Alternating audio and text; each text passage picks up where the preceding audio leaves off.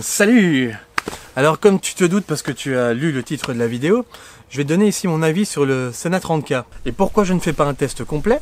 Parce que tout simplement, un test très complet a déjà été fait sur motardaventure.com. Tu as le lien dans la description avec la vidéo de Monsieur Mathius dans la description et je mettrai aussi les vignettes, etc. en fin de vidéo pour que tu puisses cliquer dessus et aller voir plus facilement. Si tu n'as pas envie d'aller appuyer sur le petit bouton, lire plus dans la description. Bref, donc moi ici je vais donner mon avis un peu en complément de ce qui a déjà été dit parce que moi je notais des choses supplémentaires par rapport à Monsieur Mathius qui a eu le 20S mais qui n'a pas eu les mêmes expériences que moi et qui n'a pas le même casque que moi surtout.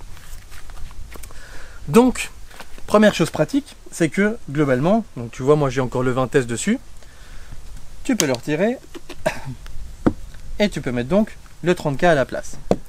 Parce que tout ce petit monde est compatible, enfin tout est intercompatible les uns avec les autres. Donc les écouteurs, la broche, machin, c'est la même chose pour tous. Tu as juste à hop, tu le clips et voilà. Bien faire gaffe à entendre le petit clic significatif qui dit que il est bien mis. Parce que s'il n'y a pas, tu risques de le perdre, clairement. Et perdre ce montant-là, c'est quand même 300 et des balles, ça fait un peu mal au fion, tu vois. Bref. Donc ici, on a le petit 30K. Point de vue design, personnellement, je suis un grand fan parce que c'est radicalement différent de ce qui se fait habituellement. Moi, je vois ça, clairement, je vois du Stargate. Hein. Je suis un geek, alors il faut dire ce qui est. J'aime tout ce qui est Stargate, Star Wars, etc. Enfin voilà, c'est mon truc. Et moi, je vois ça, c'est vraiment, c'est science-fiction, quoi. On est en plein dedans. On est en plein dedans. Donc, la petite antenne qui va bien, qui est déjà, qui est plus robuste que sur le 20S, hein, quand tu regardes. Voilà, ça bouge un peu plus. Ici, faut vraiment que je pousse fort et encore, tu vois. Que là, je fais pas trop d'efforts. Là, ça faisait un peu cheap sur le 20S. Que là, sur le 30K, franchement, ça semble costaud, vraiment. D'un point de vue ergonomie, écoutez, je n'ai pas été perdu du tout. Hein. On retrouve toujours cette fameuse molette. On trouve le bouton téléphone derrière. En dessous, c'est le bouton qui fait que tu peux entendre les bruits ambiants. Et alors, tu as un bouton supplémentaire ici au-dessus, qui est le bouton pour le mesh. Donc là derrière, quand tu déplies l'antenne, tac, tu as ce fameux bouton pour le mesh. Alors, on va d'abord parler des choses qui fâchent avant de parler du mesh et de ce que j'en ai pensé. Les choses qui fâchent, c'est que moi sur ce casque, ça a été une torture. Pourquoi? Parce que, dû justement à sa forme un peu particulière, j'avais un bruit de vent, mais assez violent, à partir de 70-80 km/h, enfin 70-80 km/h pour nos amis français. Et franchement, c'était horrible. Horrible, c'était un bruit, un sifflement constant, mais assez fort, quoi.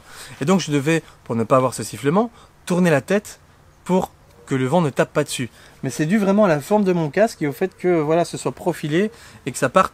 Mon casque part comme ça, si tu veux. L'aérodynamisme, en tout cas, du casque et les formes de ce boîtier font que, ça fait un bruit hyper violent.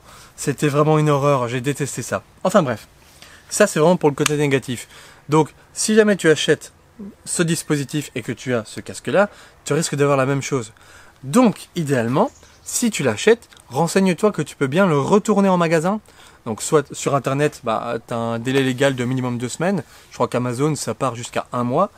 Et si tu achètes en magasin, vérifie que tu peux quand même le retourner au cas où, quoi. Parce que si tu as la même blague que moi, tu vas devenir dingue. Moi, en une demi-heure de trajet, j'ai pété un plomb, quoi. J'en pouvais plus à la fin. Et c'est pas compliqué. Une fois que le test était terminé, je l'ai retiré. Il avait beau être meilleur que le 20S, je l'ai viré. Parce que c'était pas possible. Bon. Alors justement, en parlant de meilleur que le 20S, déjà la qualité audio. Alors c'est pas foufou non plus. Hein. Ne te dis pas que tu vas pouvoir écouter de la musique avec ça. C'est pas le cas. Niveau musique, directement, ça va être... tous les sons vont s'entremêler, ça va créer un brouhaha monstrueux. Ça va être une horreur, vraiment.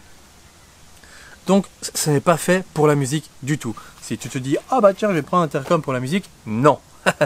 Pas celui-là, surtout pas.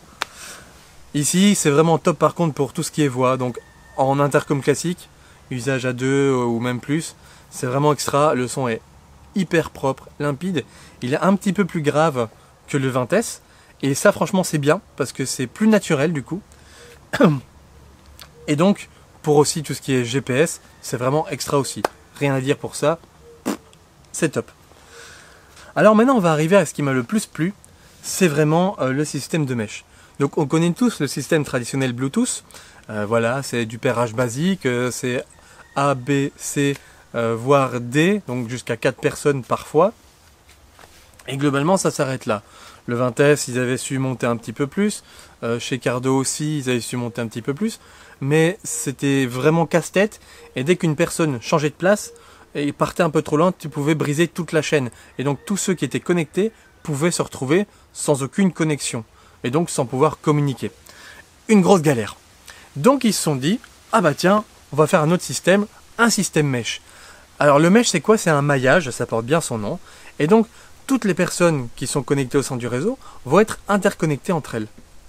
Et donc globalement, ça va en plus. Donc déjà, si une personne sort du groupe et part, les autres ne vont pas être déconnectés. Mais s'il veut revenir, il revient et il va se reconnecter tout seul. Donc ça, c'est vraiment extra. Alors, ce ne sont pas les premiers à le faire. Pour la petite histoire, la technologie a été développée aussi par Cardo, qui l'ont fait 1 an ou 2 avant eux. Bref, ce qui compte, c'est que ça fonctionne et que ce soit parfait. Et ici, c'est parfait. En plus, ils ont un mode public, ce qui fait que, pour peu que tu aies un 30K ou qu'une personne, une autre personne surtout, ait un 30K aussi comme toi, tu es en mode public en réseau mesh, et donc tu es ouvert. La personne qui est en public en réseau mesh aussi est ouverte de son côté, et de ce fait, à un moment donné, lorsque la possibilité va se faire, vous allez vous connecter sans même faire quoi que ce soit, et vous pourrez discuter entre vous. Donc, moi je trouve ça vraiment génial quoi. Là tu t'arrêtes à un feu, tu as un autre gars qui arrive, hop, tu l'entends, et bim, tu te connectes à lui, et inversement forcément, et vous pouvez taper la discu à un feu rouge ou faire un petit bout de balade comme ça. Enfin voilà, ça permet de faire des petites rencontres vachement sympas. Et le concept du soit réseau privé pour que les potes, soit ouvert et public pour s'ouvrir au monde, j'ai trouvé ça génial. Ça a été mon gros coup de cœur sur celui-là. Cette possibilité d'interconnexion avec l'entourage, c'est vraiment ça. Ben voilà, écoutez, je n'ai pas grand chose d'autre à dire de plus. C'était vraiment un petit avis, un gros résumé quoi, de ce que j'ai pensé de cet intercom. Donc il y a du bon et du moins bon, pour mon utilisation en tout cas. Pour de la musique, c'est mort. Donc, c'est le gros résumé. La musique, c'est mort. Tout ce qui est voix, c'est impeccable. Le réseau mesh, génial. Vraiment, c'est une grosse surprise. Surtout le mode public, le fait qu'on puisse vraiment s'ouvrir au monde. J'ai trouvé ça génial. Enfin au monde, c'est encore limité aux 30K, mais bref. Vous m'avez compris, hein? Le petit défaut par rapport à l'aérodynamisme et donc au vent qui se prend et qui crée vraiment un sifflement hyper aigu, moi je soupçonne que ce soit l'antenne parce qu'il y a un petit ergot derrière l'antenne. J'ai trouvé en tout cas globalement cet intercom assez bon pour de la voix uniquement. Sur ce, n'hésitez pas à aller évidemment lire le test complet hein, et surtout aller voir la vidéo aussi de Monsieur Imathéus. Tous les liens sont dans la description et ils apparaissent maintenant. Et sur ce, si jamais vous arrivez ici, un petit j'aime, un partage, tu peux aussi t'abonner. Et on se retrouve pour de prochaines aventures. Allez, ciao ciao!